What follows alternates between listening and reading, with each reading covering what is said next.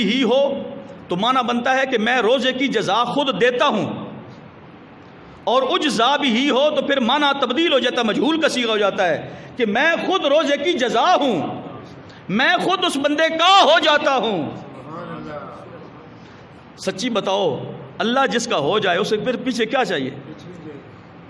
علماء ایک مثال دے کر بات سمجھاتے ہیں، فرماتے ہیں محمود غزنوی بہت دلیر بادشاہ ہو گزرا ہے مسلمانوں کا،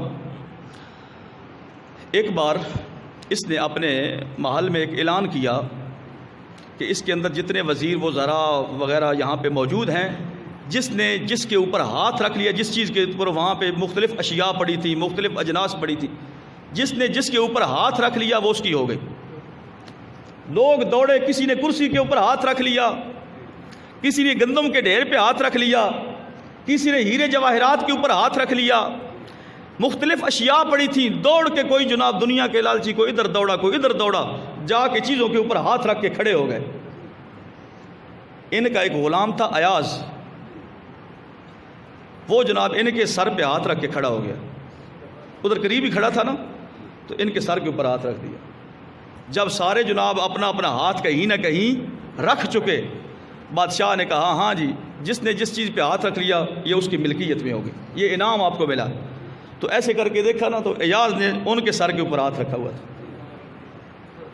تو اس وقت محمود بادشاہ نے کہا اے ایاز، تمہیں دنیا کی فکر کوئی نہیں؟ اتنے ہیرے جواہرات اور اتنی اشیاء یہاں پہ پڑی تھی، تو نے دوڑ کر کے انہیں ہاتھ رکھا وہاں پر۔ تو ایاز نے جو جواب دیا نا، وہ جواب سن کر اجزا بھی ہی کی بھی سمجھ آ جائے گی۔ ایاز نے جواب دیا ہے بادشاہ وقت، دنیا کی ہرس تو مجھے بھی ہے، ہر بندے کو ایک فطری چیز ہے نا، لیکن میں نے ایک اعلیٰ چیز سوچی، میں نے کہا میں ہاتھ آپ کے سر پہ رکھتا ہوں، جب آپ میرے ہو گئے تو ساری بادشاہت میری ہو گئی۔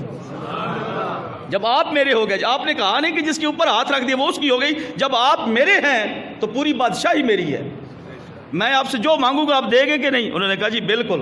تو یہ فیصلہ ایاز نے کیا، ہاتھ وہاں جا کے رکھا جہاں فائدہ زیادہ تھا۔ تو یاد رکھو، فرمایا الصوم لی وانا اجزا بہ، مانا ہو تو ترجمہ یہ بنتا ہے روزہ خالص میرے لیے ہے، اللہ فرماتا ہے میں خود روزے دار کا ہو جاتا ہوں۔